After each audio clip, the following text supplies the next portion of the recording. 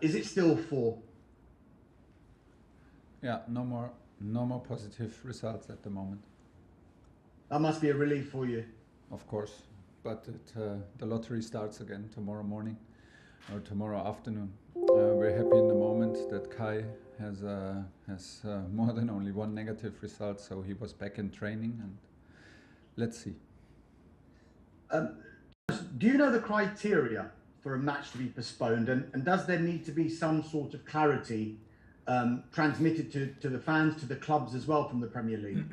If they want to, they can. It's not in my hands. Clarity is always good, and transparency is always good in every subject, even in this. I know the rules now. I did not get involved too early. I just read them and instantly forgot them, because there are many of them. What happens if and when does this need to happen, like all that stuff. Of course there are rules, and that's all I can say. Eddie Howe last night called into question the threat to the integrity of the competition, given all of these postponements. Do you think he has a point? He has a point, yeah, but everybody else who maybe says we should still continue has also a point. So I think there's not one answer to all these questions that are asked in society and to professional football right now. That's why I don't have the feeling that I should go out with like one proper opinion and make myself believe that I am right on this. I think situation is very complex, and safety and health is always at first place. And we are still I feel very privileged that we still can work, and we still have exceptions from the rules, and had exceptions from the rules in terms of how we can work and come to work. We are still very privileged to be tested all the time. But I can understand the point, of course, is maybe a better moment to play against Chelsea with 4 positive COVID tests in these 10 days than not. And while games are postponed and others keep on playing and trying, yeah, you can up in some situation that you may find unfair or how did he say it? Like he was doubting what the integrity. The integrity, yes, I can understand, but there's also a bigger picture to protect and a bigger picture to focus on, and I still see both. I still see both points. Last couple from me, Thomas. Were there signs last night, despite the result, that you're emerging from what you could describe as an indifferent run of form of late? Yeah, hopefully. Also, it's very hard to feel it, because we are very disappointed with the result. Still, we are trying hard to not accept the result in the match. In analyzing the match and the performance, because it is a clear win for us. Obviously it's not, and then everybody, because we are competitive, because we want to have the proof for our performance in results, it's easy to doubt, it's easy to be emotional, it's easy to let disappointment take over. But at the same time, we have to accept that we played a very good match of football, created a lot of chances, and got punished. That happens in the moment, and still, I agree with you. There are good signs, and there are good behaviors, and there are good datas, and there's good energy. Look at the joy, the pure joy when we scored, how the team was celebrating, how everybody felt this relief, and what the effort we put in.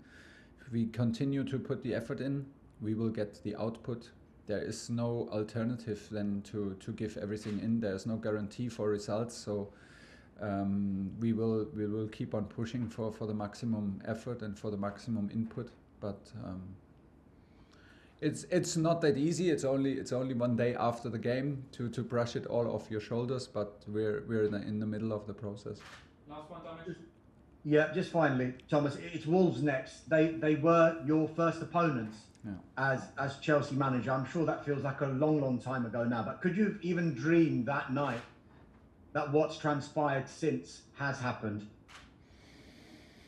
What has happened since then? Yeah. A lot of games since then, and what you've achieved. Yes, and what? Yeah, but of course we had a big achievement in terms of a trophy, but the achievement is also, it's always the living the moment and pushing the moment to the limit, and living the moment up to the limit is also the achievement. To be part of this and to be feel valued and let everybody feel valued and be a part of this club is what makes me happy. And yeah, so it's nice that we have some games under our belts, some victories, and even a big title. And but it's not the moment to reflect on it. In the moment, we are in the middle of brushing off this result of our shoulders, stay positive and find a 11 that is competitive enough to hopefully win the match against Wolves, because it's a tough one. It's hard to create chances against them. It's hard to break their defensive line. You need to be very careful of their speed and individual quality up front. So there's a lot of things to focus on. Younes Talks Football. Hi Thomas, I hope you're well. Hi, I am.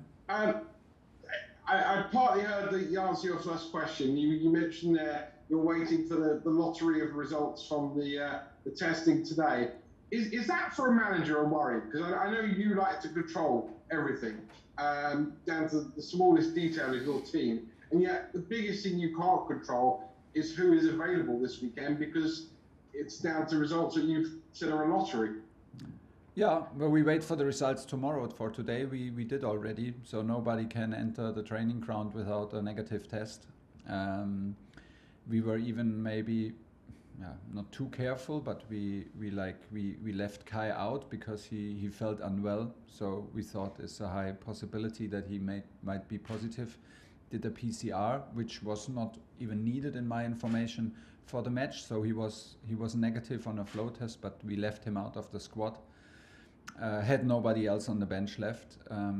We took this risk in consideration that health is first. Kai is still negative, so he was in training, but you can never be sure. Tomorrow everything can be different, and we have to go on from there. Tomorrow 2 o'clock is training. After that we sit in the bus and go to Wolverhampton. And I mean, I tell you no secret, once you have players out for COVID, you have them out for 10 days. 10 days in December means a minimum of 3 matches. This creates some obstacles and some issues to overcome. Emma Hayes mentioned after the Chelsea women defeat last night to Wolfsburg, she mentioned the fact that when she looked at her team, she didn't recognise them because they're worried about COVID, amongst other things, that they're worried about the current situation. Are you worried about the mental health of your players with all this going on at the moment? It's a fair point, because at some point you can get very focused to focus only on performance and to see the guys only as professional players. But they are like human beings, and they have families, and they care for their family, and they have a strong bond, which gives them strength, belief, confidence, and whatever you need to be a good professional and be a better football player.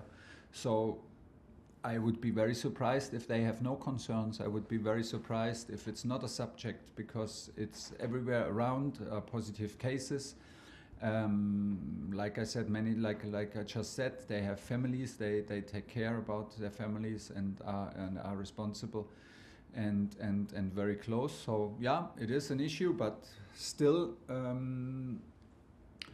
Still, we managed to play yesterday on a high level. Still, we managed, in my opinion, to shift the focus before the match away from problems, but more than it's a reward to still have the privilege to do what we love. and hopefully the situation gets not more complicated, not more worrying, because then of course at some point it gets can become a problem for players to be fully focused, and I can understand. And last one from me, this is your first experience of a Christmas in England playing football. In Germany, France, and you'd have had a break. Here we play, and we play a lot. We play every 3 or 4 days. Yeah. As you know, the more you ask people to do things and work harder, sometimes their immune system drops and they can be susceptible even more to illness. Do you think maybe we should be looking at how many games now we're playing over this period and whether it's actually good for the health of players in years to come, not only this year, obviously? Yeah, for me it's the first time. Normally I was in a short break, in a short holiday when I worked in Germany or France. Then I switched on the TV and was so happy to see football going on in that kind of level. So I think it's very unique, and I love to be in the middle of it. To be honest, it is very tiring. It makes you fatigue. It makes you. It's not always the most pleasant thing. But in the same time it is, because this is where you want to be. We are still, and you know it very well, because I said many times before, we are in a situation where we play too many competitions. Do I have, like yesterday I heard that they had some draw for Nations League and all these extra competitions, and we have conference leagues now to the Euro League, and we have extra competitions as if we need more games of football and as if we need that. And this is where I strongly disagree.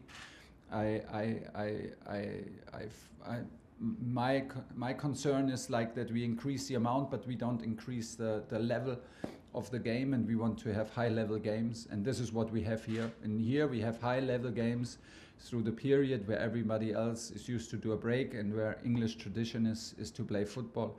Honestly, I love it, and I think it's very unique, and I cannot see how to take this away should solve the issue, because in my opinion we play for the top players, for the international players. We have too many competitions out there for them to secure the quality of the sport. John Southall, Pipeline. Hello, Thomas, can you hear me there? Yep. Can I just ask about a couple of players? Where are we with Kante Kovacic? Is he still isolating, or is he out ready to play now? First day in training today. So how far off do you think he is from being able to be involved? If you want to have my very honest opinion, we have again Jorginho in doubt for Sunday because he's in pain. We have Ruben Loftus-Cheek in doubt because he's in pain. So do we know that they can travel with us tomorrow? No, we don't. I don't know if it's possible they play on Sunday. I don't know. So maybe we start with N'Golo and Matteo. Is that fair? Would that be fair? No. Would that be possible? I don't know, but maybe we do, because who else? Does that bring you back to the Eddie Howe's comments of the fairness of the competition? You've got five players out with COVID. Other teams probably have a similar number, and games are being called off. You've got loads of injuries as well. Can you understand that integrity question? I can understand the question. I can understand the point. I can at the same time. For me, I'm sure that there are rules, and if we are and why games are postponed. I cannot believe that teams get for the same amount of COVID cases protection and a postponed game. Let's see, because I mean, if you postpone one match for COVID, for me, but it's only my personal opinion, it must be almost 3 matches then. Must be, because the players need to be 10 days out, no? Because our players need to be 10 days out. So let's say if we cancel the Everton game, nobody of these players can play Wolverhampton and Brentford next.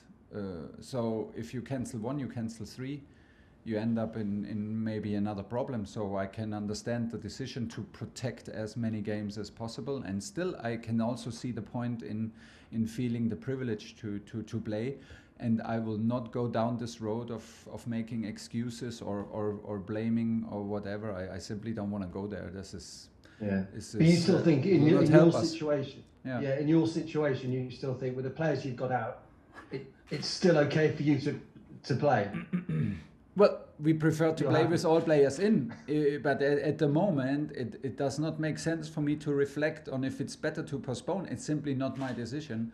It's a decision from Premier League. If Premier League takes the decision that this game is postponed, we take care about it and we handle the situation. If they say we play, and this is in the moment we play, we focus on the guys who are here. And like I said, maybe we end up with N'Golo and Mateo Kovacic from the start. Last one, John. Yeah, talking about N'Golo, I suspect you'd be really reticent to start him unless he is really ready to start, given the problems he's had. Yeah, but we need to find the balance now, because we put everything on Jorginho's shoulders and on his responsibility. Ruben got injured yesterday, so let's see. Maybe we are forced to do a bit crazy stuff that we would normally not do. But what's normal? We miss key players and need to find solutions. Last one in the section, Paul Belson, LB.